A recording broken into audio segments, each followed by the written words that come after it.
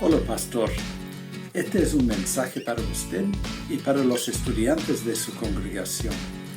Soy Pedro Blaus, un asesor de la Asociación Bíblica Universitaria Argentina. Hola, soy Leandro, soy estudiante de la Universidad Nacional Arturo Jauretche y soy estudiante de la Universidad de Buenos Aires, Hola, soy Macarena, estudiante de Trabajo Social en la Universidad de Buenos Aires.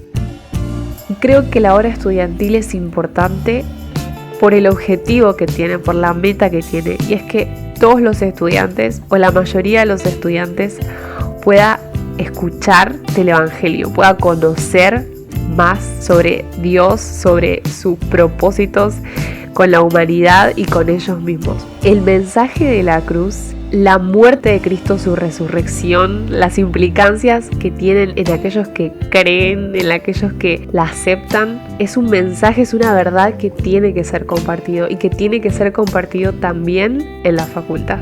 Es por eso que creo que la obra estudiantil es muy importante.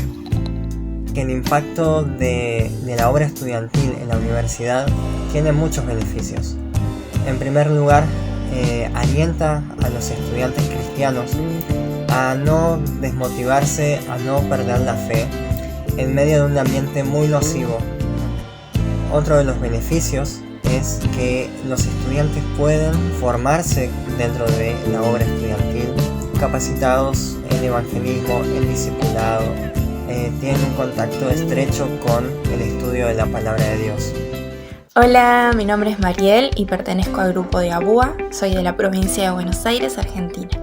Y hoy les quiero contar cuál es el método que utilizamos en nuestros grupos de estudio bíblico para estudiar la Biblia juntos. Se llama método sueco y es parecido al método inductivo, pero un poquito más resumido. En este método utilizamos 4 iconos para representar distintas cosas que vamos buscando en el texto. El primer icono que utilizamos es una lamparita, un foquito encendido que representan cosas que brillan, que nos llaman la atención en el texto. Y después compartimos qué es lo que nos llama la atención y por qué. El segundo icono que utilizamos es un signo de pregunta. Buscamos en el texto cosas que nos generen dudas y que quisiéramos preguntarle al autor o a Dios sobre esas cosas. La idea de las preguntas es no responderlas en el grupo, sino incentivarnos a seguir leyendo la Biblia para que sea Dios a través de su palabra el que nos responda a las inquietudes que tenemos. El tercer icono que utilizamos es una flechita. Con esta buscamos aplicaciones. ¿Qué cosas de ese texto quisiéramos aplicar en nuestra vida o a nuestro grupo? Y en cuarto lugar, utilizamos un globo de diálogo. Buscamos cosas en el texto, algo en el texto, alguna partecita que quisiéramos compartir con otras personas. Es un método súper simple que lo pueden utilizar tanto personas que vienen hace un montón leyendo la Biblia como aquellos que son la primera vez que lo leen. Por eso nos gusta utilizar este método en nuestros grupos de estudio bíblico. Hasta luego. Por último, muchos estudiantes son alcanzados gracias a que la palabra se esparce dentro de la universidad. Es un espacio de mucha influencia donde van a salir muchos líderes diferentes en el mundo secular, en la sociedad en la que vivimos.